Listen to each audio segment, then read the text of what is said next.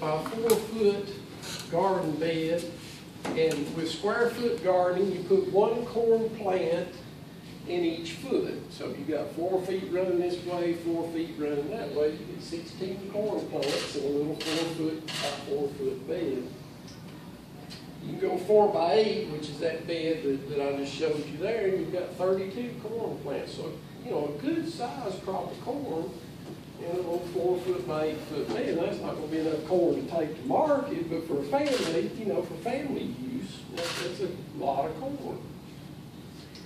So again, I encourage you, even if you got a small garden, you know, try to grow your corn. And it doesn't have, you can grow sweet corn if you prefer. You don't have to grow the grain corn. Now here's a couple of old-fashioned tips that I'll mention, not things that you have to do, but these are some things that I like to do, and I think it helps the corn crop out. One thing that I'll do when I come in to plant my seed, I'll take my hoe and make my 4 rows there in the bed. I'll make me a little trench there. And sometimes if I've got a good deep soil, some of these beds I eventually come in and put a second board on them and get it deeper as time goes on, as I keep adding more organic matter to it, what have you, get that soil depth built up a little bit. So if I've got quite a bit of depth there, sometimes I'll even take a shovel. After I've kind of hoed me a row there, I'll come down and actually even shovel some soil out and make that trench a little deeper. And I'll save that soil because I'm going to come back later and heal the corn up. But what I'm getting at by doing that, and it's certainly not something you have to do, but I like to do it, it gets that corn started a little deeper in the ground. I'll come in and sow the seed, just put a light layer of soil over it. And once the seeds start germinating, I start filling back in. I take this soil from the ridges and start pulling it back in around the corn. And what I'm doing is preventing, and this is especially useful if your garden gets a lot of wind.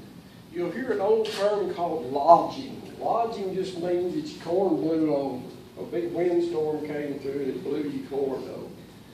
Well, by getting that corn a little deeper in the ground, and then as it grows, coming back in and healing up around it, you know, this is probably the soil line down here. It's going to be a whole lot harder to blow that corn over when it's got that good mound of soil around it. And that was something I originally read. The very first gardening book that I ever read was called Joy of Gardening by Dick Raymond, which back in the day he had a garden show on TV and was sponsored by Troy Bitt-Tillers and all that. But back in the 70s, and that was a technique that he talked about, was healing your corn, healing your potatoes. Of course, healing potatoes is more to keep the tubers underground and not be up exposed to sunlight and that type of thing. But now this, I kind of stole off the internet, just an old picture of a mule or what have you pulling an implement through the rows of corn and, you know, using that implement to heal up the corn. Obviously, in our little raised bed garden, if you're growing your corn now, you just come through with a hoe, just pull the soil up around the plant. And like I say, if I've kind of planted it in a fairly deep trench, I'll take that dirt that I saved and later I'll come back through.